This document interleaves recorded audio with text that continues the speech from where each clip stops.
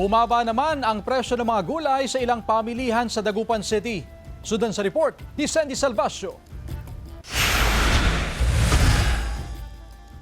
Dati raw, bitin ang budget ni Denden tuwing namamalengke sa Malingas Public Market sa Dagupan City. Pero ngayon, napagkakasya na niya ang perang pambili ng mga gulay.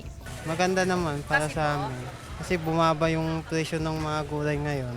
Naka-budget naman po. Ang pagbaba sa presyo ng gulay, epekto ng ipinatupad na mega oil price rollback noong nakaraang linggo. Oo, mayroon. Bumaba rin.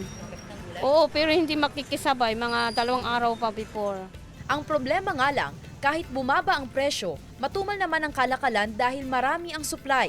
Ayon sa Samahang Industriya ng Agrikultura o SINAG, anihan kasi ng gulay tuwing Abril, kaya marami ang supply. Rekomendasyon ng SINAG sa pamahalaan para sa mga nagdi-deliver ng gulay sa North at Central Luzon, May mga cold storage kasi tayo sa mga area pero dadalhin mo pa doon tapos dadalhin ulit sa Metro Manila.